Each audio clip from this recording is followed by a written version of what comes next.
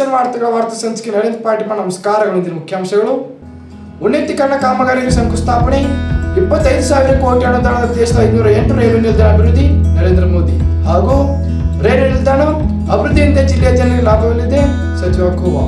25,000 ಕೋಟಿ ಅನುದಾನದಲ್ಲಿ ಅಮೃತ ಭಾರತ್ ಸ್ಟೇಷನ್ ಯೋಜನೆಯಡಿ ದೇಶದ 508 ರೈಲ್ವೆ ನಿಲ್ದಾಣಗಳನ್ನು ಅಭಿವೃದ್ಧಿ ಮಾಡಲಾಗುವುದು ಎಂದು ಪ್ರಧಾನಮಂತ್ರಿ ನರೇಂದ್ರ ಮೋದಿ ಅವರು ಹೇಳಿದರು. ಅವರು ರವಿವಾರ ವರ್ಚುವಲ್ ವೇದಿಕೆ ಮೂಲಕ ಬೀದರ್ ಸೇರಿದಂತೆ ದೇಶದ 508 ರೈಲ್ವೆ ನಿಲ್ದಾಣ ಅಮೃತ ಭಾರತ್ ಸ್ಟೇಷನ್ ಯೋಜನೆಯಡಿ ಉನ್ನತೀಕರಣಗೊಳ್ಳುವ ಕಾಮಗಾರಿ ಶಂಕುಸ್ಥಾಪನೆ ನೆರವೇರಿಸಿ ಮಾತನಾಡಿದರು. ದೇಶದ 13 ರೈಲ್ವೆ ನಿಲ್ದಾಣಗಳ ಅಮೃತ ಭಾರತ್ ಸ್ಟೇಷನ್ ಯೋಜನೆಯಡಿ ಅಭಿವೃದ್ಧಿ ಮಾಡುವ ಗುರಿ. ಇದರ ಮೊದಲ ಭಾಗವಾಗಿ 508 ರೈಲ್ವೆ ನಿಲ್ದಾಣಗಳಿಗೆ ಕಾಮಗಾರಿಗೆ ಎಂದು ಚಾಲನೆ ನೀಡಲಾಗಿದೆ. ಇದರಡಿಯಲ್ಲಿ ರೈಲ್ವೆ ನಿಲ್ದಾಣಗಳಲ್ಲಿ ಉತ್ತಮ ಪಾರ್ಕಿಂಗ್ ವ್ಯವಸ್ಥೆ, ವೇಟಿಂಗ್ ರೂಮ್, ಶಾಪಿಂಗ್ ಕಾಂಪ್ಲೆಕ್ಸ್, ಪ್ಲಾಟ್ಫಾರ್ಮ್ನಲ್ಲಿ ಆಸನ ವ್ಯವಸ್ಥೆ ಸೇರಿದಂತೆ ನಿಲ್ದಾಣದ ಸರ್ವಾಂಗೀಣ ಅಭಿವೃದ್ಧಿಯಾಗಲಿದೆ ಎಂದರು. ಪ್ರಸಕ್ತ ಸಾಲಿನಲ್ಲಿ ರೈಲ್ವೆ ನಿಲ್ದಾಣದ ಅಭಿವೃದ್ಧಿಗೆ ಸುಮಾರು 250,000 ಕೋಟಿ ಅನುದಾನ ಮೀಸಲಿಡಲಾಗಿದೆ. ಹೆಚ್ಚಿನ ರೈಲ್ವೆ ನಿಲ್ದಾಣಗಳಲ್ಲಿ ಸೋಲಾರ್ ಬಳಕೆ ಮಾಡಲಾಗುತ್ತದೆ. ಹಸಿರುಕರಣಕ್ಕೆ ಹೆಚ್ಚು ಮಹತ್ವ ನೀಡಲಾಗಿದೆ.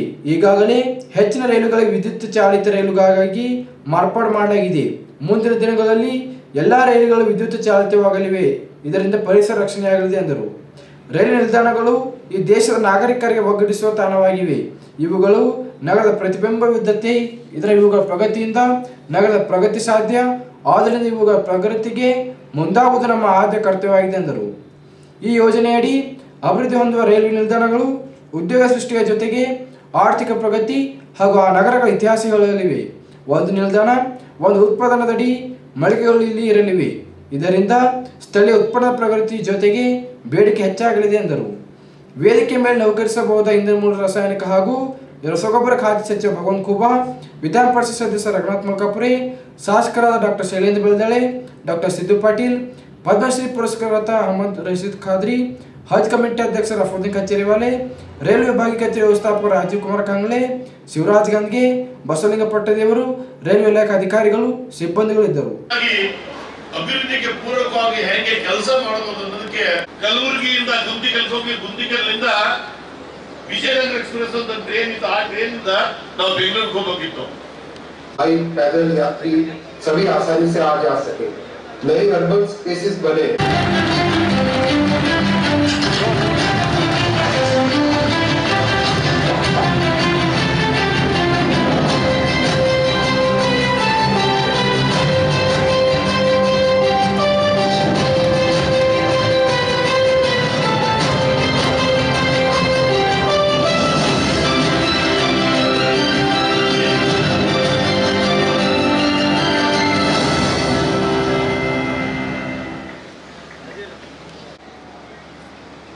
मेरे प्यारे भाइयों और बहनों, विकसित हो भारत अपने अमृत काल के प्रारंभ में नई ऊर्जा है, नई प्रेरणा है, नए संकल्प है. इसी आलोक में आज भारतीय रेल के इतिहास में भी एक नए अध्याय की शुरुआत हो रही है. भारत के करीब 1300 प्रमुख रेलवे स्टेशन अब अमृत भारत रेलवे स्टेशन के तौर पर विकसित किए जाएंगे. उनका पुनर्विकास हो, आधुनिकता के साथ हो. इसमें से आज 508 अमृत शुरू हो रहा है और इन 508 अमृत भारत स्टेशन के नवनिर्माण पर करीब 25,000 करोड़ रुपए खर्च किए जाएंगे. आप कल्पना कर सकते हैं, ये देश के इंफ्रास्ट्रक्चर के लिए, रेलवे के लिए और सबसे बड़ी बात है मेरे देश के सामान्य नागरिकों के लिए ये कितना बड़ा अभियान होने वाला है. इसका लाभ देश के लगभग सभी राज्यों को मिलेगा। जैसे यूपी में इसके लिए करीब 4,500 करोड़ रुपए के खर्च से 55 अमृत स्टेशन को विकसित किया गया है। राजस्थान के भी 55 railway station Amrit Bharat station बनेंगे। एमपी में 1,000 करोड़ रुपए के खर्च से 34 स्टेशन का कायाकल्प होने वाला है। महाराष्ट्र में 44 स्टेशन के विकास के लिए 1,500 करोड़ रुपए से ज्यादा खर्च होंगे। तमिलनाडु, कर्नाटका और केरला के भी प्रमुख स्टेशन को अमृत भारत स्टेशन के रूप में विकसित किया जाए। मैं अमृत काल के प्रारंभ में इस ऐतिहासिक अभियान के लिए रेल मंत्रालय की सराहना करता हूं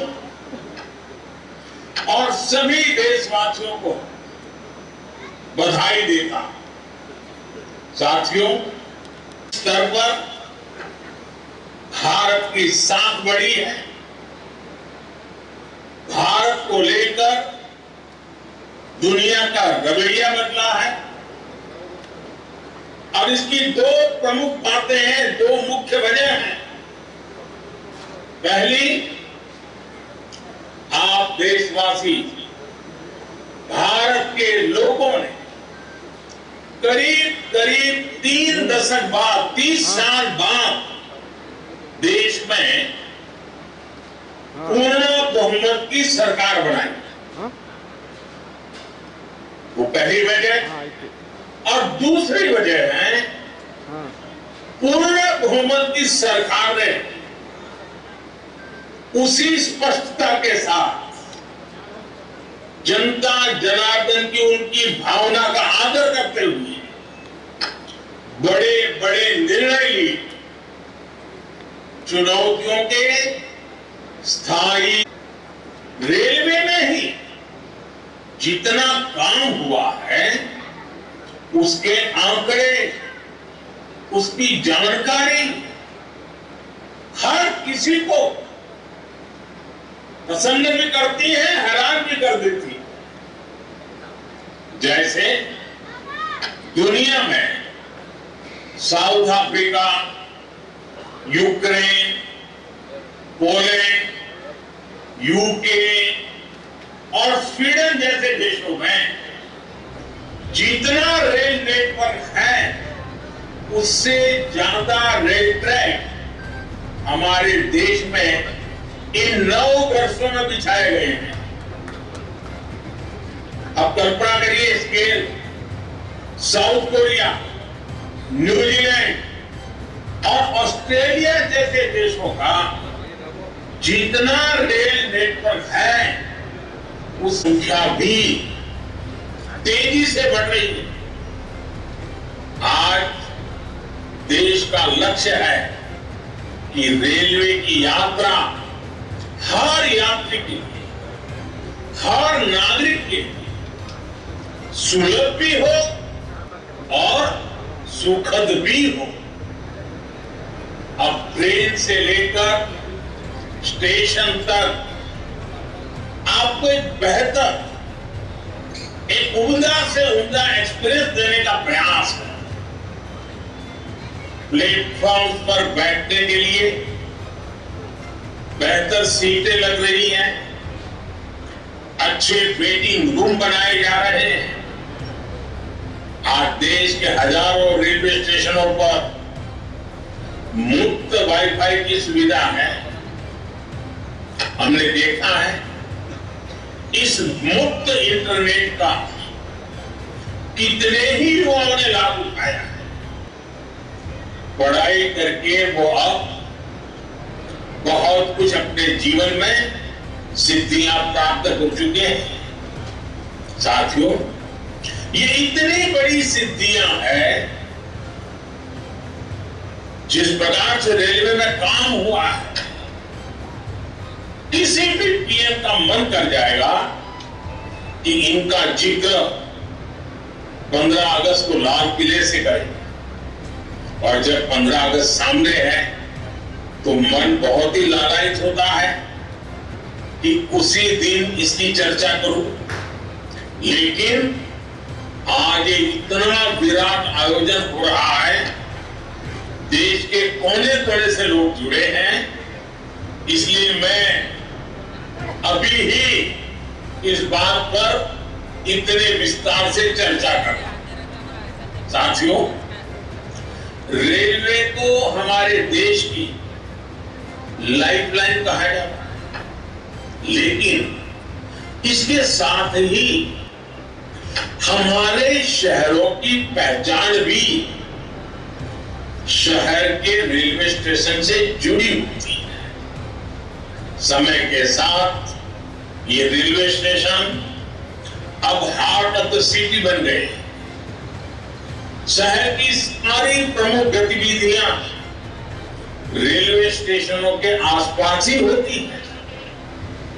इसलिए आज बहुत आवश्यक है कि हमारे रेलवे स्टेशनों को नए आधुनिक स्वरूप में ढाला जाए, रेलवे की जगह का ऑप्टिमम यूटिलाइजेशन किया जाए।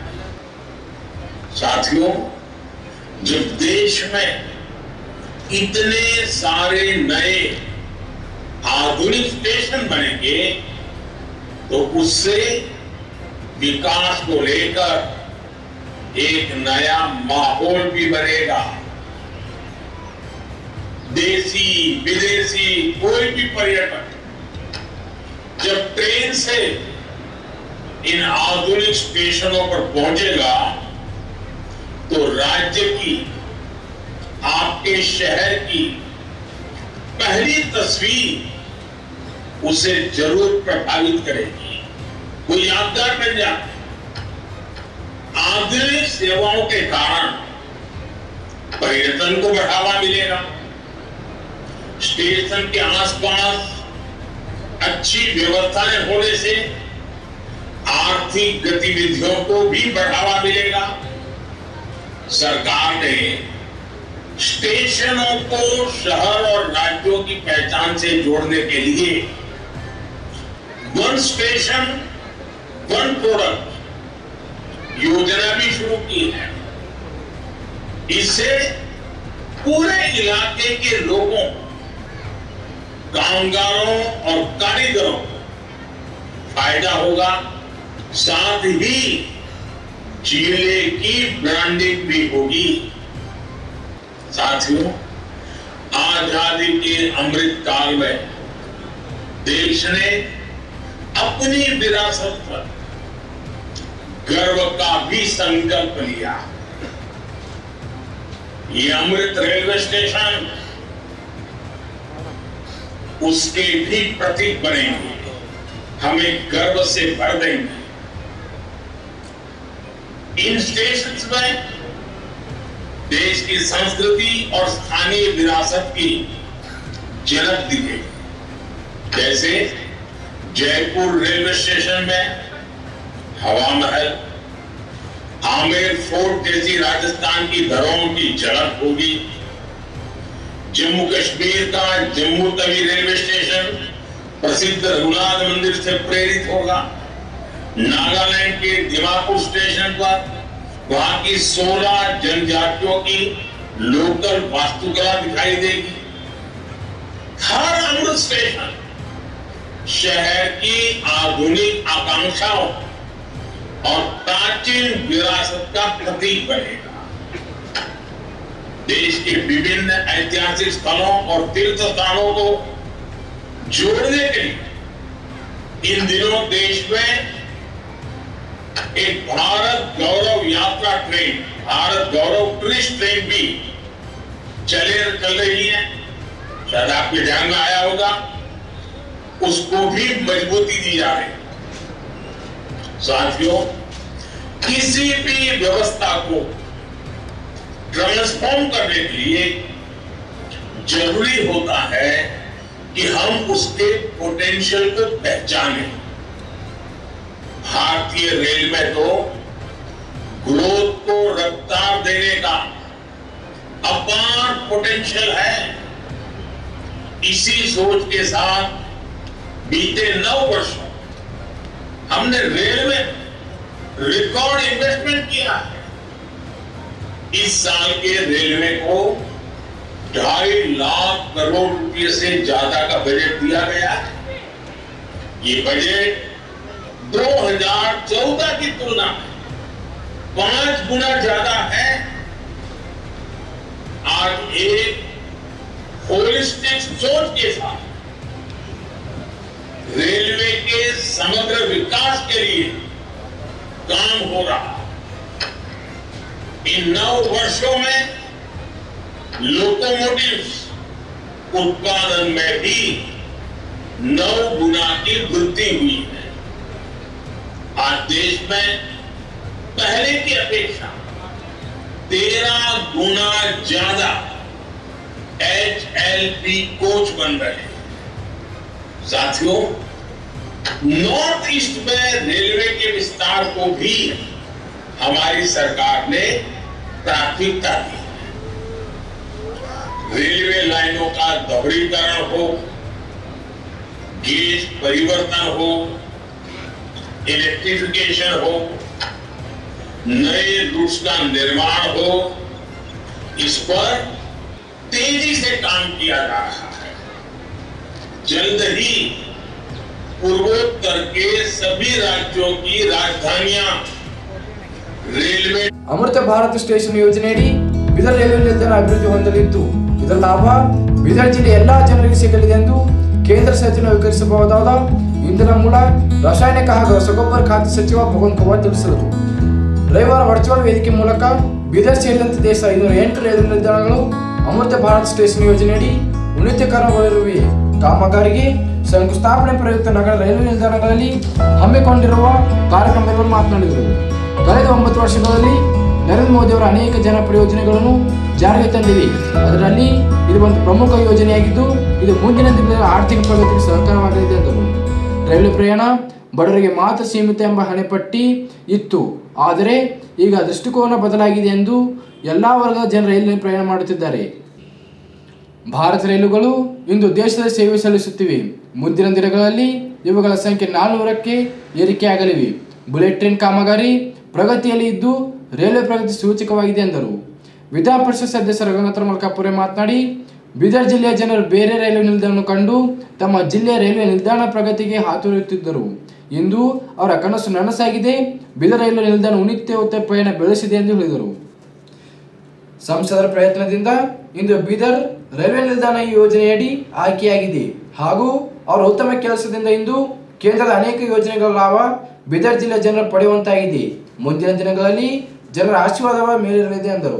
ಬೀದರ್ ದಕ್ಷಿಣ ಶಾಸಕ ಡಾಕ್ಟರ್ ಶೈಲೇಂದ್ರ ಕೆ ಬೆಲ್ದಾಳೆ, ಹುಣಬ ಶಾಸಕ ಡಾಕ್ಟರ್ ಸಿದ್ದಲಿಂಗಪ್ಪ ಎಸ್ ಪಾಟೀಲ್ ಮಾತನಾಡಿದರು. ಸೌಲಭ್ಯಗಳನ್ನು ಹೊಂದಿರುವಂತ ಸುಸಜ್ಜಿತವಾಗಿರುವಂತ ಈ ಒಂದು ಹೊಸದಾಗಿ ನಿರ್ಮಾಣವಾಗುತ್ತಿರುವಂತ ನಿಲ್ದಾಣದ ಶಂಕುಸ್ಥಾಪನೆ ಕಾರ್ಯಕ್ರಮವನ್ನ ದೇಶದ ಹೆಮ್ಮೆಯ ಪುತ್ರ, ದೇಶದ ಪ್ರಧಾನಿ, ಪರಮ ಆದರಣೀಯ ಸನ್ಮಾನ್ಯ ಶ್ರೀ ನರೇಂದ್ರ ಮೋದಿ ಅವರ ಒಂದು ಅಮೃತ ಹಸ್ತದಿಂದ 11 ಗಂಟೆಗೆ ಆನ್ಲೈನ್ ಮುಖಾಂತರ ದೇಶದ 508 ರೈಲ್ವೆ ಸ್ಟೇಷನ್ಗಳು ಶಿಲಾನ್ಯಾಸವನ್ನ ನೆರವೇರ್ತಾ ಇದೆ. ಈಗ ಈ ಕಾರ್ಯಕ್ರಮದ ರೂವಾರಿಗಳಾದಂಥ ರೈಲ್ವೆ ಇಲಾಖೆಯ ಸಚಿವರು, ಮಂತ್ರಿಮಂಡಲದಲ್ಲಿರುವಂತಹ ಸಹೋದ್ಯೋಗಿಗಳಾದಂತಹ ಅಶ್ವಿನಿ ವೈಷ್ಣವಜಿ ಅವರೇ, ಇಂದಿನ ಈ ಕಾರ್ಯಕ್ರಮದ ದಿವ್ಯ ಸಾನ್ನಿಧ್ಯ ಲೋಕಸಭಾ ಕ್ಷೇತ್ರದಲ್ಲಿ ನೂರಾರು ಅಭಿವೃದ್ಧಿ ಕಾರ್ಯಗಳನ್ನ ಈಗಾಗಲೇ ಲೋಕಾರ್ಪಣೆಗೊಂಡು ಜಿಲ್ಲೆಯ ಮಹಾಜನತೆ ಅದರ ಅನುಭವವನ್ನ ಪಡೆದುಕೊಳ್ತಾ ಇದ್ದಾರೆ. ಇವತ್ತು ಮತ್ತೊಂದು ಬೀದರ್ ಜಿಲ್ಲೆಗೆ ರೈಲ್ವೆ ಇಲಾಖೆ ಮುಖಾಂತರ ಅತ್ಯಾಧುನಿಕವಾಗಿ ಸುಸಜ್ಜಿತವಾಗಿ ಪ್ರಯಾಣಿಕರಿಗೆ ಅನೇಕ ಸೌಲಭ್ಯಗಳನ್ನು ಹೊಂದಿರುವಂತ ಈ ರೈಲ್ವೆ ಸ್ಟೇಷನ್ ಅನ್ನ ನೂರಾರು ಅಭಿವೃದ್ಧಿ ಕಾರ್ಯಗಳ ಜೊತೆಯಲ್ಲಿ ಮತ್ತೊಂದು ಗರಿಯನ್ನ ಇವತ್ತು ಬೀದರ್ ಜಿಲ್ಲೆಯ ಅಭಿವೃದ್ಧಿಯಲ್ಲಿ ಸೇರ್ಕೊಳ್ತಾ ಇದೆ ಬಂಧುಗಳು.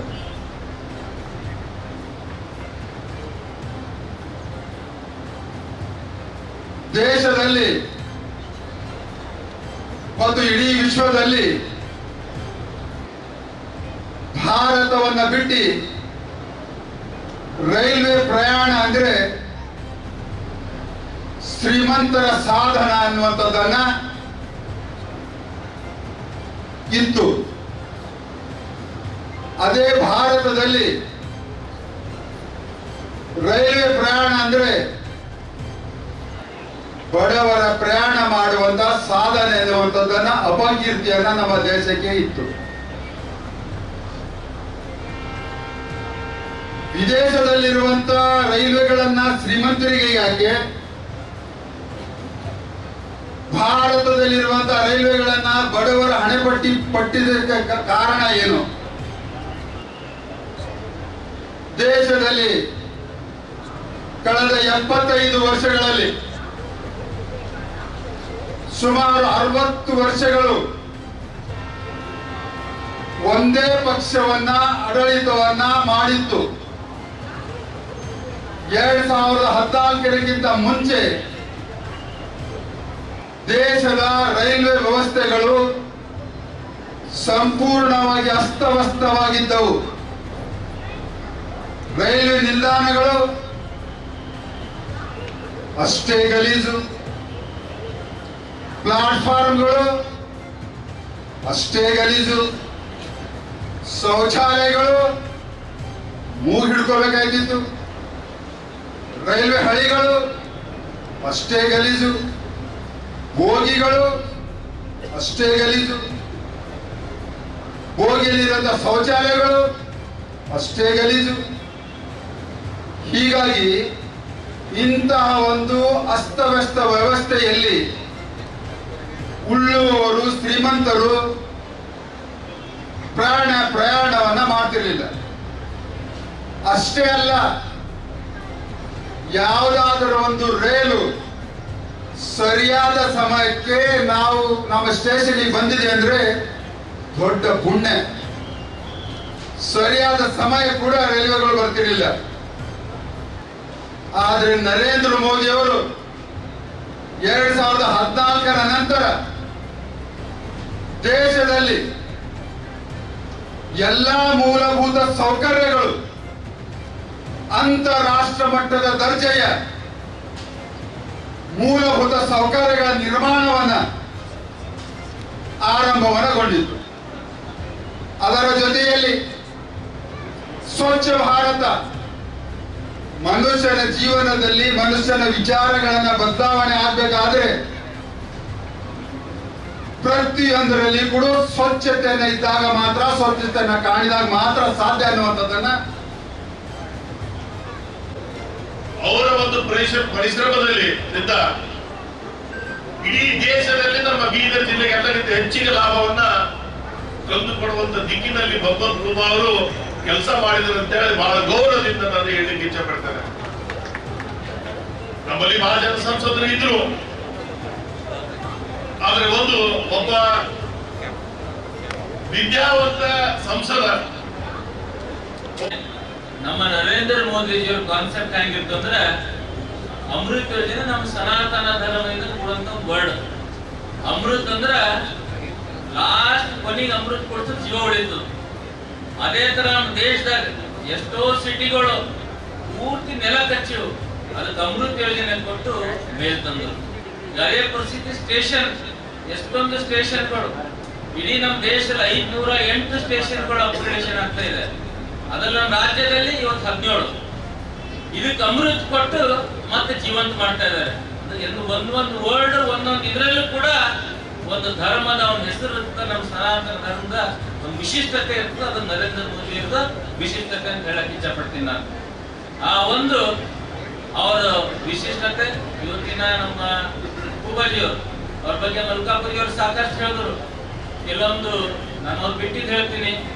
ನಮ್ಮ ಜಿಲ್ಲೆಯಲ್ಲೇ ಬೀದರ್ ಬಾಲ್ಕಿ ಕಮಲ್ನಗರ್ ರೋಡ್ ಆಗಲಿ ಪೂರ್ತಿ CC ರೋಡ್ ಮಾಡಿದ್ದಾರೆ. ಬೀದರ್ ಹುಮ್ನಾಬಾದ್ ರೋಡ್ ಆಗಲಿ, ಗುಲ್ಬರ್ಗ ಆಗಲಿ, ಈಗಿದಂತ ನಮ್ಮ ಮನೆಕಳಿ ರೋಡ್ ಆಗಲಿ, ಪಾಸ್ಪೋರ್ಟ್ ಸೇವಾ ಕೇಂದ್ರ ಆಗಲಿ, ಡೊಮೆಸ್ಟಿಕ್ ಹೌಸಸ್ ಗ್ಯಾಸ್ ಕನೆಕ್ಷನ್ ಆಗಲಿ, ಮತ್ತೆ ಫಸಲ್ ವಿಮಾನ ಆಲ್ರೆಡಿ ಹೇಳಿದ್ದಾರೆ. ಮತ್ತೆ ಅದಕ್ಕಿಂತ ಏರ್ಪೋರ್ಟ್ಸ್ ಯಾವ ಬೀದರ್ ಜನರಿಗೆ ಬೆಂಗಳೂರು ಹೋಗ್ಲಿಕ್ಕೆ ಎಷ್ಟೊಂದು ತೊಂದರೆ ಆಗ್ತಿತ್ತು. ಅದು ಒನ್ ಅವರ್ ಅಲ್ಲಿ ನರೇಂದ್ರ ಮೋದಿ ಅವರ ಕನಸಿತ್ತು ಗ್ರೀನ್ ಫೀಲ್ಡ್ ಏರ್ಪೋರ್ಟ್ हवाई चप्पल पहनने वाला भी हवाई जहाज में जाना आ ಕಾನ್ಸೆಪ್ಟ್ ಸಾಕಾರ ಮಾಡಲಿಕ್ಕೆ ಭಗವಂತ ಕುಮಾರ್ ಸಾಕಷ್ಟು ಪ್ರಯತ್ನ ಮಾಡಿದ್ರು. ಜನರಿಗೆ ಕೂಡ ಬಹಳಷ್ಟು ಉಪಯೋಗ ಆಗ್ತಾ ಇದೆ. ಇಂಥ ಸಾಕಷ್ಟು ಯೋಜನೆಗಳು ನಮ್ಮ ಕುಮಾರ್ MLA ಇದು ಮಂತ್ರಿ ಆದ್ಮೇಲೆ ಸಂಸದರ ಆದ್ಮೇಲೆ ಆಗ ಮೊದಲ ನಮ್ಮನೆ ಕೂಡ ರೈಲ್ವೆ ಪಟ್ರಿ ಆಜು ಬಾಜುನೇ ಬರ್ತದೆ. ಆಮೇಲೆ ಒಂದಿಲ್ಲ ಎರಡೇ ಟ್ರೈನ್ ಅವಾಜ್ ಕೇಳಿ ಬರ್ತಿತ್ತು. ಈಗ ಸಹಸ್ರಾರು ಸಂಖ್ಯೆಯಲ್ಲಿ ಟ್ರೈನ್ ಹೋಗ್ತಾ ಇದೆ. ಅದರಲ್ಲಿ ಬಹಳಷ್ಟು ಜನರಿಗೆ ಅನುಕೂಲ ಆಗ್ತಾ ಇದೆ. ಈ ವಿದ್ಯುದೀಕರಣ ಯಾಕಂದ್ರೆ 1924-34 ನಮ್ಮ ರೈಲ್ವೆ ಸ್ಟೇಷನ್ ಉದ್ಘಾಟನೆ ಆಗಿದೆ. Railway station started 1934 or 24 Bidar 1934 ಹಿಡಿದು ಎಲೆಕ್ಟ್ರಿಫಿಕೇಶನ್ ಆಗಿದ್ದಿಲ್ಲ. ಇವಾಗ ಆ ಕಾಲ ಕೂಡ ಬಂತು. ಅದಕ್ಕೆ ನರೇಂದ್ರ ಮೋದಿ ಅವರು ಬರ್ಬೇಕಾಗಿದೆ. ನೀವು ಮೊದಲಿಂದ ಬಸ್ ಸ್ಟ್ಯಾಂಡ್ ನೋಡ್ರಿ, ಮೊದಲಿನ ರೈಲ್ವೆ ಸ್ಟೇಷನ್ ನೋಡ್ರಿ, ಈಗಿನ ರೈಲ್ವೆ ಸ್ಟೇಷನ್ ನೋಡ್ರಿ, ಎಷ್ಟು ಫರಕ್ ಆಗ್ಯಾವ. ಅದು ಸ್ವಚ್ಛ ಭಾರತ್ ಕಾನ್ಸೆಪ್ಟ್ ಅಂತ ಮೋದಿಜಿ ಅವರು ಮೊದಲು ರೈಲ್ವೆ ಸ್ಟೇಷನ್ ಹೋದ್ರೆ ಕೂಡ್ಲಿಕ್ಕೆ ಆಗ್ತಿಲ್ಲ. ಮತ್ತೆ ಈಗ ರೈಲ್ವೆ ಸ್ಟೇಷನ್ ಗಂಟೆ ಕೂಡ್ಲಿಕ್ಕೆ ಮನ್ಸಾಗ್ತದೆ. ಇವಾಗ ಮತ್ತೆ ಅಮೃತ್ ಯೋಜನೆದಲ್ಲಿ ಚೆನ್ನಾಗೈತಂದ್ರ ನೀವು ವಂಡರ್ಸ್ ನೋಡ್ಬೋದು ಸ್ಟೇಷನ್ ದಲ್ಲಿ. ಅಷ್ಟೊಂದು ಜನರಿಗೆ ವೈಫೈ ಕನೆಕ್ಷನ್ ಆಗ್ಲಿ, ಲಿಫ್ಟ್ ಆಗ್ಲಿ, ಎಸ್ಕಲೇಟರ್ ಆಗ್ಲಿ, ಟಿವಿ ಆಗ್ಲಿ, ಇವೆಲ್ಲ ಮುಂದಿನಿಂದ ಬೀದರ್ ರೈಲ್ವೆ ಸ್ಟೇಷನ್ ದಲ್ಲಿ ಬರ್ತಾವ. ಈ ಒಂದು ನಿಟ್ಟಿನಲ್ಲಿ ಸಾಕಷ್ಟು ಕೆಲಸ ಮಾಡಿರೋ ಕೂಬಾರು ಇನ್ನಿಷ್ಟು ಕೆಲಸ ಮಾಡಿ ಆ ಭಗವಂತ ಇನ್ನಷ್ಟು 508 ಈ ಹೊಸ ರೈಲ್ವೆ ಸ್ಟೇಷನ್ಗಳು ಏನಿತ್ತು ಅವು ಇಡೀ ನಮ್ಮ ಭಾರತ ದೇಶದಲ್ಲಿ ಇವತ್ತು ಅಪ್ಗ್ರೇಡೇಷನ್ ಮಾಡ್ಬೇಕಂತ ನಮ್ಮ ನಿಮ್ಮೆಲ್ಲರ ನೆಚ್ಚಿನ ಪ್ರಧಾನಮಂತ್ರಿಗಳಾದಂತ ನರೇಂದ್ರ ಮೋದಿಜಿ ಅವರು ಇವತ್ತು ಚಾಲನೆ ಕೊಡ್ತಾ ಇದ್ದಾರೆ. ಅದಕ್ಕಾಗಿ ಇವತ್ತು ನಾನು ನಮ್ಮ ಹುಮ್ನಾಬಾದ್ ಮತಕ್ಷೇತ್ರ ಇರ್ಬೋದು, ನಮ್ಮ ಬೀದರ್ ಜಿಲ್ಲೆಯ ಮತದಾರ ಕ್ಷೇತ್ರದ ಮಹಾಜನತೆ ಪರವಾಗಿ ನರೇಂದ್ರ ಮೋದಿಜಿ ಅವರಿಗೆ ಹಾಗೂ ಕೇಂದ್ರದ ಸಚಿವರು, ರೈಲ್ವೆ ಬೋರ್ಡಿನ ಸಚಿವರಾದಂಥ ಅಶ್ವಿನಿ ವೈಷ್ಣವ್ ಅವರಿಗೆ ಹಾಗೂ ನಮ್ಮ ನಿಮ್ಮೆಲ್ಲರ ನೆಚ್ಚಿನ ನಾಯಕರಂತ ಭಗವಂತ ಖೂಬಾ ಅವರಿಗೆ ಅಭಿನಂದನೆ ಸಲ್ಲಿಸ್ತೇನೆ. ಅದೇ ರೀತಿ ಈಗಾಗಲೇ ನಮ್ಮ ಮಲ್ಕಾಪುರಿಯವರು ಮತ್ತು ಗದ್ದೆಯವರು ಹೇಳಿದಾಗೆ ಇವತ್ತು ನಮ್ಮ ನೆಚ್ಚಿನ ಸಂಸದರಾದಂಥ ಖೂಬಾಜಿ ಅವರು ಇವತ್ತು ಇಡೀ ನಮ್ಮ ಬೀದರ್ ಕ್ಷೇತ್ರದಲ್ಲಿ ಅನೇಕ ಯೋಜನೆಗಳು ಇವತ್ತು ಬಂದಿದ್ದಾರೆ. ವಿಶೇಷವಾಗಿ ಇವತ್ತು ತಾವು ನೋಡ್ಬೋದು ನಮ್ಮ ಹುಮ್ನಾಬಾದ್ನಾಗ ಮತ್ತು ಹಾದುವಂತ NH65 ಇವತ್ತು ಮೊದಲ NH ಇದಕ್ಕೆ ಹೈದರಾಬಾದ್ ಹೋಗ್ಬೇಕಾಗ್ತಿತ್ತು ಅಂದ್ರೆ 4 ತಾಸು ಆಗ್ತಿತ್ತು. ಆದರೆ ನಮ್ಮ ಖೂಬಾವರು ಒಂದು ಪ್ರಯತ್ನದಿಂದ NH65 ಒಂದು ಹೈದರಾಬಾದಿಂದ ಮುಂಬೈವರೆಗೆ ಇವತ್ತು ನಾವು ಹೈದರಾಬಾದ್ ಹೋಗ್ಬೇಕಂದ್ರೆ 2 ತಾಸಲ್ಲಿ ಹೋಗ್ತಾ ಇದ್ದೀವಿ. ಇವತ್ತು ಅದೇ ರೀತಿ ಬೀದರ್ ಹುಮ್ನಾಬಾದ್ NH ಹೈವೇ ಅದನ್ನು ಕೂಡ ಬಹಳ ಒಳ್ಳೆಯ ರೀತಿಯಿಂದ ಆಗ್ತಾ ಇದೆ. ಇವತ್ತು ಅನೇಕ ಯೋಜನೆಗಳು ಮಾನ್ಯ ಸಂಸದರು ತಗೊಂಡು ಬಂದಿದ್ದಾರೆ. ನನ್ನ ಇನ್ನೊಂದು ರಿಕ್ವೆಸ್ಟ್ ಇದೆ ಸರ್, ನಮ್ಮ ಬೀದರ್ನಿಂದ ಇವತ್ತಿನ ಬೆಂಗಳೂರಿಗೆ ಹೋಗ್ತಾ ಇದೆ ಟ್ರೈನು, ಅದು ದಿನನಿತ್ಯ ಮಾಡ್ಬೇಕು ಅದೊಂದು. ಯಾಕೆ ಬಹಳಷ್ಟು ಜನರ ಒಂದು ಬೇಡಿಕೆ ಇದೆ ಇವತ್ತ ಬೀದರ್ನಿಂದ ಬೆಂಗಳೂರಿಗೆ ಹೋಗ್ಬೇಕು. ಮೊದಲು ಕೂಡ ಒಂದು ನಮ್ದು ಇದು ಮಾಡಿದಿರಿ, ಆದ್ರೆ ಕಾರಣಕರ್ತರಿಂದ ಅದು ಇದಾಗ್ತು. ಅದರ ಹಾಗೆ ಇವತ್ತು ಅದೊಂದು ಮಾಡ್ಬೇಕಂತ ಇದು ಇದೆ. ಅದರ ಹಾಗೆ ಇವತ್ತ ಮತ್ತೆ ಅನೇಕ ಯೋಜನೆಗಳು, ರಾಷ್ಟ್ರೀಯ ಹೆದ್ದಾರಿಗಳು ಇನ್ನ ತರಬೇಕು ಅಂತ ಹೇಳಿ ನಾನು 2 ಮಾತು ಮುಗಿಸ್ತೀನಿ. ಧನ್ಯವಾದ.